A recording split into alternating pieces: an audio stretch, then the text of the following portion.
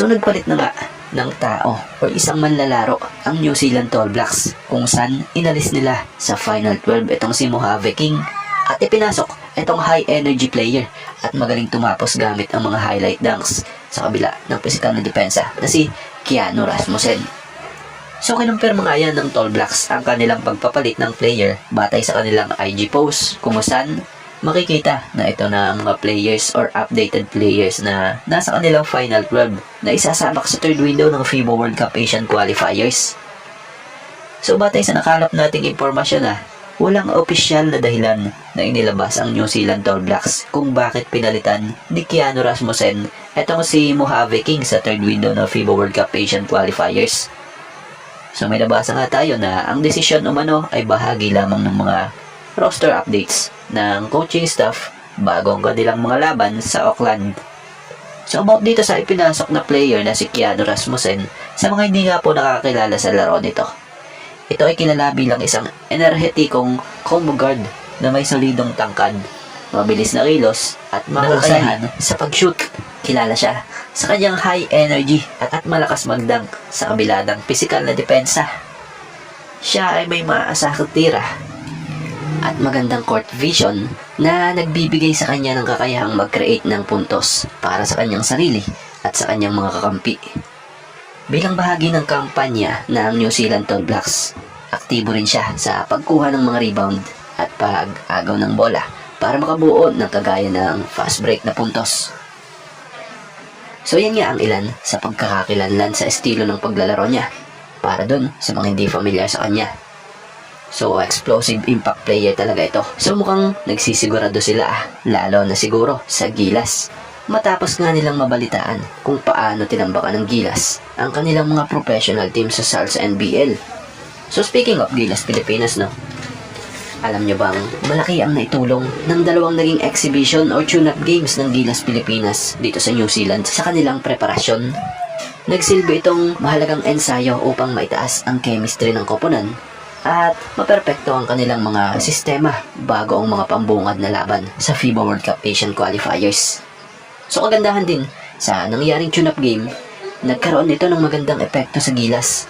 Bukod sa pagpapalakas ng momentum, ang mga nasabing laro ay nagbigay daan kay coach team upang ipagkatiwala rin ang laro sa kanilang young core kung saan kitang nasasanay na ang mga ito. At nasubukan din dito yung iba't ibang kombinasyon ng mga manlalaro na siyang naging epektibo at naghatid sa magandang resulta ng panibagong kaalaman at taktika para sa ating national team. Kumpirmado na ang huling nakalaban ng Gilas Pilipinas ay gumamit ng dalawang imports kung saan pinaglaro ng Franklin Bulls ang kanilang mga imports sa tune-up game laban sa Gilas Pilipinas noong Hunyo 30, 2026. Bagamat nakalaban nila ang importless na Gilas Pilipinas dahil ipinahinga nga muli itong si Justin Brownlee. Tapos plus ipinahinga pa rin ang isang local player ng Gilas na si Mike Phillips. Ginamit ng Bulls ang kanilang dalawang imports na sila Jace Carter at Darren Boyd. Kasama pa ang ilang lokal ng manlalaro. Sa kabila nito, nagawang dominahin pa din ng Gilas Pilipinas ang laro sa score na 94-66.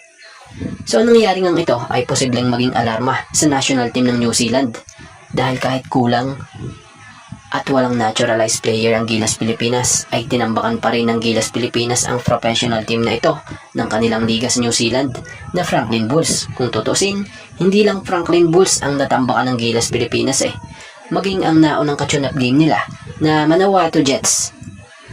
So kung titingnan nyo ang lineup na to ng Gilas Pilipinas ay tila isa ito sa pinakasolidong nabuo din dito or nila yung batch bang ito. Dahil sa halos hindi nagkakala yung height ng karamihan ng bigs nila na sinabayan pa ng bilis at very athletic at may physicality sa game. So kung mapapansin nyo parang ibang Gilas Pilipinas ang nakikita nating ito sa naging dalawang natapos nilang tune-up game.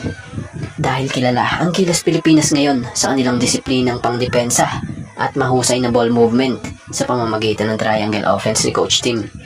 So inuulit natin may lalim ang roster na to ngayon ng Gilas dahil binubuo ito ng pinaghahalong mga veterano mula sa PBA tulad nila Junmar Fajardo at Troy Rosario. mga pambato sa ibang bansa tulad nila Dwight Ramos at AJ Edo, at mga standout mula sa mga collegiate league, local leagues, gaya lang nila KQ at Motor Mike. So sa labanang ito sa third window ng FIBA World Cup Asian Qualifiers, bit-bit pa ng Gilas Pilipinas ang malalim na experience nila sa kanilang mga dikit at makasaysayang mga panalong laban sa mga powerhouse team sa daigdig. So siya nga pala po kung nung tune-up game, malakas ng Gilas Pilipinas ang ating nakita. Pero ngayong third window, mas may ilalakas pa pala dahil dito siguradong paglalaroin na ng sabay ang dalawa pang key players ng Gilas gaya nila Justin Brownlee at Mike Phillips. So ang pagsasama ng ito nila Justin Brownlee at Mike Phillips ay magbibigay sa Gilas Pilipinas ng kakaibang lakas, lalo na sa mga opensa at depensa. Si Brownlee na kayang makapagbigay ng superstar clutch factor at pamumuno, habang si Mike Phillips ang magdadala ng walang humpay na enerhiya, depensa at maging sa pag-rebound ng bola. At bago nga ang lahat, baka naman po pwedeng makahingi ng isang subscription para sa ating channel or pakifollow na rin po kung nagustuhan nyo ang ating mga basketball update. At kung ito na may makakabigat para sa inyo, kahit isang like and share na lamang po.